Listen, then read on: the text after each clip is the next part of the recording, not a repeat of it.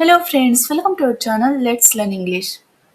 Friends, इंग्रजीमध्ये असे काही बेसिक क्वेश्चन्स असतात, अशी काही बेसिक माहिती असते ज्यांची इंग्रजी आपल्याला माहिती असायलाच हवी, किंवा जे काही बेसिक क्वेश्चन्स आहेत ते इंग्रजीमध्ये कसे विचारायचे किंवा त्या क्वेश्चन्सचा आन्सर इंग्रजीमध्ये कसं करायचं हे देखील आपल्याला माहिती असायला हवे.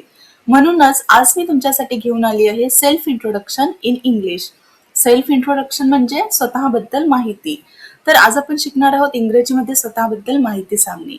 हा व्हिडिओ बिगिनर्ससाठी परफेक्ट आहे आणि जर तुम्ही बिगिनर्स आहात तर आजचा व्हिडिओ शेवटपर्यंत व लक्षपूर्वक बघा. तर बघा, सेल्फ इंट्रोडक्शन मध्ये सर्वात आधी येते आपलं स्वतःचं नाव. फॉर एक्झाम्पल, तुमचं नाव आहे प्रिया, तर तुम्ही कसं म्हणणार, मी प्रिया आहे. तेव्हा आपण इंग्रजीमध्ये कसं बोलतो, आय एम प्रिया. आणि जर आपल्याला म्हणायचं आहे की माझं नाव प्रिया आहे, कधी कधी आपण म्हणतो ना की माझं नाव प्रिया आहे, तेव्हा आपण काय म्हणणार, माय नेम इज प्रिया. माझं नाव प्रिया आहे, माय नेम इज प्रिया. आपलं नाव सांगितल्यानंतर आपण समोरच्याचं नाव विचारतो की तुमचं नाव काय आहे, तेव्हा आपण क्वेश्चन कसा करणार, what is your name. What is your name म्हणजे तुमचं नाव काय आहे किंवा तुझं नाव काय आहे. What is your name. समोरचा व्यक्ती म्हणेल माझं नाव माया आहे, तर इंग्रजीमध्ये कसं होईल, माय नेम इज माया. माझं नाव माया आहे, माय नेम इज माया. नेक्स्ट, जर आपल्याला सांगायचं आहे की मी 20 वर्षांची आहे, तेव्हा इंग्रजीमध्ये कसं होईल, आय एम 20 इयर्स ओल्ड. मी 20 वर्षांची आहे हे आपण इंग्रजीमध्ये कसं बोलणार, आय एम 20 इयर्स ओल्ड. 20च्या जागी आपण 15 देखील म्हणू शकतो. नेक्स्ट, जर आपल्याला सांगायचं आहे की मी एक विद्यार्थी आहे, तेव्हा इंग्रजीमध्ये कसं बोलू, आय एम अ स्टुडंट. मी एक विद्यार्थी आहे, आय एम अ स्टुडंट. जर आपल्याला म्हणायचं आहे की मी विद्यार्थी नाही, तेव्हा आपलं सेंटेन्स काय होईल, आय एम नॉट स्टुडंट. मी विद्यार्थी नाही, आय एम नॉट स्टुडंट. जर आपल्याला सांगायचं आहे की मी एक गृहिणी आहे, तेव्हा आपलं वाक्य काय होईल, आय एम अ हाऊसवाईफ. मी एक गृहिणी आहे, आय एम अ हाऊसवाईफ. गृहिणी म्हणजे हाऊसवाईफ.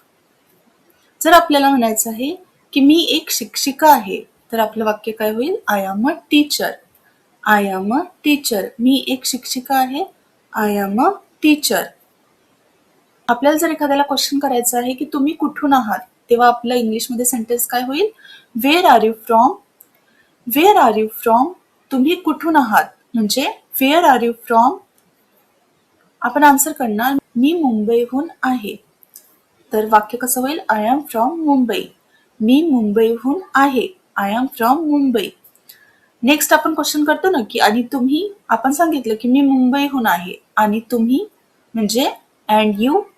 आणि तुम्ही यासाठी आपण काय विचारणार, अँड यू. आपण आन्सर करू शकतो, मी नाशिकला राहते.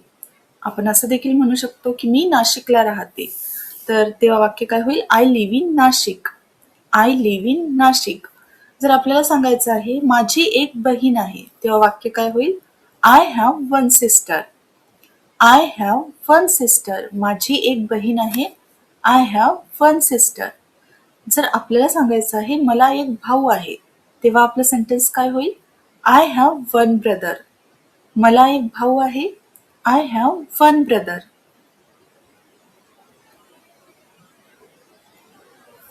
जर आपल्याला सांगायचं आहे की आमचं एक लहान कुटुंब आहे, तेव्हा आपलं सेंटेन्स काय होईल, our family is small. Our family is small. जर आपल्याला सांगायचं आहे आमचं मोठं कुटुंब आहे किंवा आमचं कुटुंब मोठं आहे, तेव्हा आपलं सेंटेन्स काय होईल, आवर फॅमिली इज बिग. जर आपल्याला सांगायचं आहे, जर तुम्हाला म्हणायचं आहे मी शाळेत जाते, तेव्हा आपलं सेंटेन्स काय होईल, I go to school. Specially हे सेंटेन्स मुलांसाठी आहे. जर जर तुम्ही कॉलेजला जाता तेव्हा तुम्ही म्हणता ना की मी कॉलेजला जाते, तेव्हा आपलं सेंटेन्स काय होईल, आय गो टू कॉलेज. किंवा एखादं किंवा किंवा कधी कधी आपल्याला कोणी विचारते ना की तुम्ही काय करता, तेव्हा आपण म्हणू शकतो आय गो टू कॉलेज. किंवा जर आपल्याला असं म्हणायचं आहे की मी कॉलेजला जायची, म्हणजे आता आपण सध्या जात नाही आहोत, आधी जायचो, तेव्हा वाक्य कसं होईल, I use to go to college. जर आपल्याला म्हणायचं आहे मी घरून काम करते, आजकाल घरून बरेच कामं होतात, ऑनलाईन देखील कामं होतात, तेव्हा आपलं सेंटेन्स काय होईल? I work from home. मी घरून काम करते, आय वर्क फ्रॉम होम. जर आपल्याला सांगायचं आहे माझं काम सोपं आहे, तेव्हा आपल्याला सेंटेन्स काय होईल?